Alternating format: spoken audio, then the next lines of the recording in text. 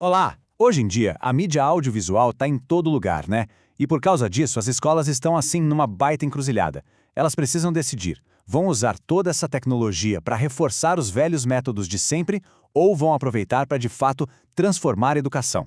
Vamos entender melhor essa história. Para pensar um pouquinho, a gente é bombardeado o tempo todo com informação que vem da TV, da internet, do celular.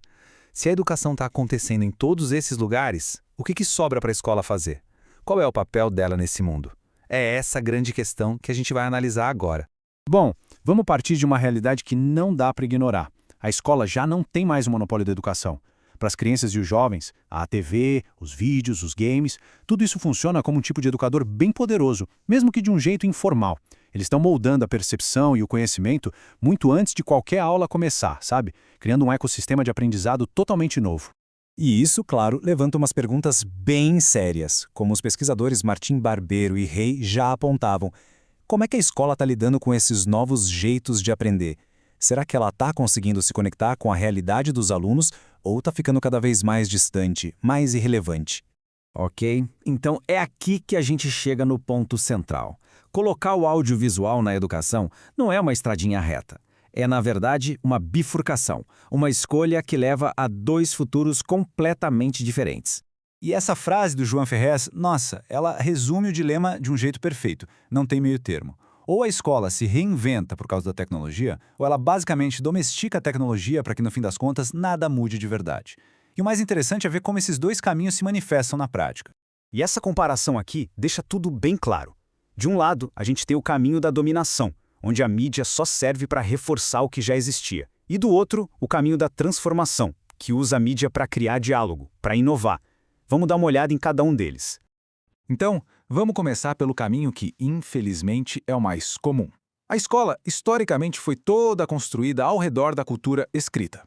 O livro, o texto, eles são vistos como as únicas fontes de conhecimento que são válidas e, o mais importante, que podem ser controladas. E aqui está o porquê dessa desconfiança toda. Uma imagem é o que a gente chama de polissêmica, ou seja, ela pode ter vários significados ao mesmo tempo. Ela é incontrolável. Já um texto escrito, esse pode ser controlado pela gramática, pelo professor. É esse medo de perder o controle que faz a escola olhar para a imagem com o pé atrás. A instituição da escola se sente segura com o texto porque ele cria uma hierarquia bem clara. Quem sabe ler e escrever tem o poder. O audiovisual quebra essa lógica, porque a informação chega para todo mundo, não importa se a pessoa é alfabetizada ou não. E para se defender dessa ameaça, a escola tenta controlar a mídia, usando ela só para reforçar o poder que já existe ali. Esse modelo de controle se apoia naquilo que o Paulo Freire chamou de educação bancária. O professor deposita o conhecimento e o aluno recebe, como se fosse uma conta no banco. Nesse sistema, um vídeo não serve para questionar, mas sim para ilustrar o que o professor já falou. É a tecnologia mais avançada a serviço da pedagogia mais antiga que existe. Mas, felizmente, tem outra possibilidade. Vamos explorar agora o segundo caminho, que é o da transformação. Nessa abordagem, o audiovisual não é só uma ferramenta. Ele se torna uma nova cultura, uma nova linguagem que precisa ser aprendida e, por que não, falada dentro da escola. O conceito-chave aqui é o de mídia-educação.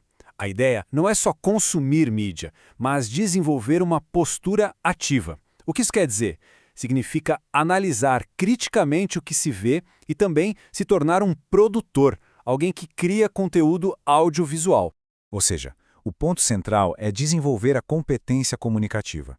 Numa sociedade que é toda audiovisual, não saber ler e escrever com imagens e sons é quase como um novo tipo de analfabetismo. O objetivo é formar cidadãos que consigam se expressar nessa nova linguagem, e não só consumidores passivos.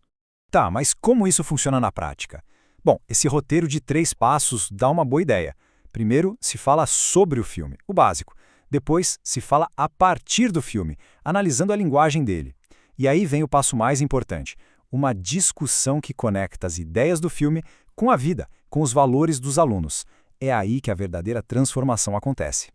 Chegando ao final, a gente percebe que essa conversa vai muito além de só usar uns vídeos na aula. O que está em jogo aqui é o próprio sentido da escola no século XXI. Esse esquema resume bem a coisa toda. A escolha entre dominação e transformação tem um impacto direto na relevância da escola, na capacidade dela de formar pessoas com pensamento crítico e de incentivar a criatividade. No fim das contas, não é uma escolha sobre técnica, é uma escolha sobre que tipo de cidadão a gente quer ajudar a formar para o futuro. E para a gente fechar, fica essa provocação. A questão não é só como a gente encaixa a mídia na escola que já existe, mas se não é o caso de repensar a escola inteira para que ela faça sentido na era da comunicação audiovisual. A resposta para essa pergunta, com certeza, vai definir o futuro da educação.